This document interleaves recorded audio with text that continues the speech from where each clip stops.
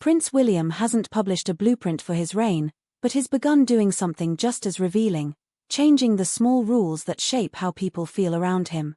The clearest tell is sartorial. Staff at the Duchy of Cornwall no longer reach for a tie simply because the Prince of Wales is on the day's schedule. At Adelaide Cottage, aides are told to match the work, not the wallpaper. For a court that has long treated formality as a moral virtue, no tie required is more than wardrobe advice, it's a cultural reset. The logic is straightforward. Clothes are the opening credits to every interaction. If you want the conversation to be practical, not performative, you lighten the visual load. William's emerging style of leadership prioritizes proximity over pomp, fewer signals of hierarchy, more signals of approachability. That principle shows up across the ecosystem: dress codes that flex by context, meetings held at kitchen table scale, children welcome to streak through home offices without an apology tour. It's not a rebellion against tradition, it's an audit of which customs help the work and which only harden the air. This is also an intergenerational dialogue in cotton and glass. King Charles, a scrupulous steward of ceremony, runs a beautifully set table right down to monogrammed napkins and a dense heraldry of ciphers, crests, and etched glass. William's camp is telegraphing a different baseline: keep the heritage, strip the excess. You can honor the story without printing it on every surface. That doesn't make the new prince an iconoclast, it makes him selective. If Earthshot is the policy thesis, casual first is the operating system: sustainability by habit, not announcement, and a bias for reuse, repair, and simplicity over proliferating bespoke. There's a strategic spine here. When William told Eugene Levi that change is on my agenda, he paired it with a caveat: not radical, but necessary. The way to make non-radical change stick is to embed it in routines. Alter the expected uniform, soften the threshold between principal and staff, frame hierarchy as role clarity, not costume. Over time, those micro-edits change the tone of briefings, the candor of feedback, the speed at which problems surface. A less ornamental workplace makes it easier to ask the useful, sometimes awkward question: is this tradition still fit for purpose? The choice also meets the moment. Younger audiences, and many who work with the palace, read ties and plumes as distance. They want fluency in purpose more than fluency in protocol. William's settings, school drop-offs, community visits, site inspections, reward clothes that move, not clothes that signal. Photographs of the prince in open-neck tailoring or a technical jacket broadcast working visit without a caption. The images land warmer, the handshakes last longer, the agenda breathes. That doesn't mean ceremony is being tossed overboard. Even the most reform-minded courtiers warn that once you flatten a ritual, you rarely inflate it again. The smart move is to keep the few pageants that truly bind the nation, the big liturgies of state and service, while allowing the rest to evolve. Reserve the heavy regalia for moments where it explains the Constitution to the eye. Everywhere else, translate the institution into plain English. That is the balance William seems to be seeking: remain recognizably royal, but feel contemporary at arm's length. The culture signal to staff is just as important as the public optics. When a leader downgrades dress code anxiety, two things happen. First, people widen their field of view beyond the principal's preferences. The conversation shifts to outcomes. Second, junior voices rise. Dress ritual is a gatekeeper: those who've learned its invisible rules feel safe, those who haven't, don't. Drop the stiffness, and you accelerate dissent, creativity, and speed. In a family firm where the margin for reputational error is thin, earlier candor is a safety feature.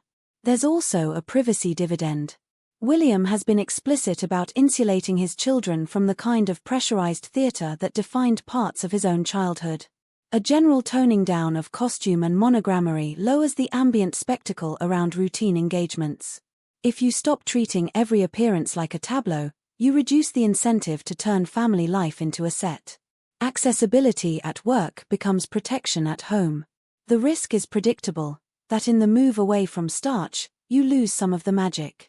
Royalism is, in part, an aesthetics of continuity, the comforting promise that some things will be done the same way long after everything else has changed. But magic doesn't only live in feathers and gilt.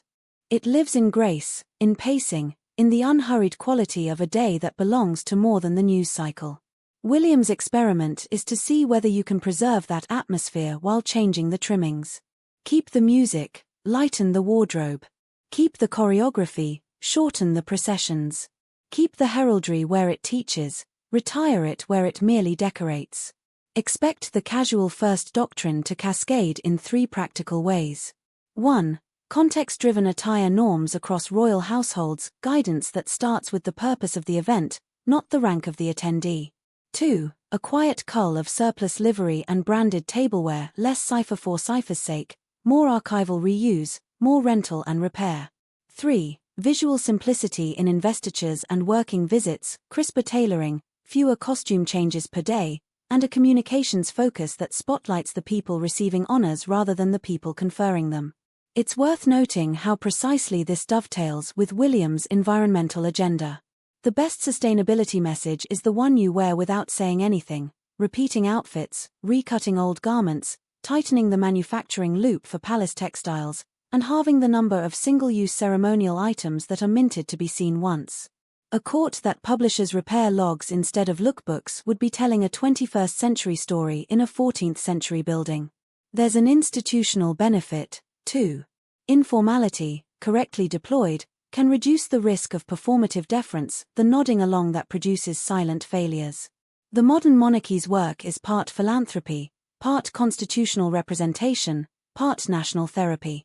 It requires a steady flow of unvarnished reality from charities, councils, and communities. People tend to speak more plainly to someone who looks like they dressed to listen. William's restraint also protects tradition from kitsch. When everything is special, nothing is. Over-branding, over-monogramming, and over-costuming can flatten meaning into novelty. By saving the heavy symbolism for the few days that deserve it, he preserves its charge. If the next coronation keeps its ancient grammar but loses a few ounces of spectacle elsewhere in the calendar, the trade will feel not like diminishment but like clarity. None of this is accident. It's the same strategic posture behind his smaller R in royal line and his insistence on normal rhythms, school runs, shared dinners, phones off for kids. The theme is governance by calibration. Dial down grandeur where it impedes, dial up presence where it matters, stress test tradition without sneering at it. Changing a dress code is an easy headline. Using it to rewire how a 1,000-year-old institution relates to its public is the harder, quieter work already underway. If you start seeing fewer ties in duchy photos, fewer ciphers in glassware, and fewer plumes outside the handful of events that need them, that won't be a lapse. It will be policy in plain sight, a future king testing how much ceremony you need to keep the spell and how much simplicity you need to keep the trust.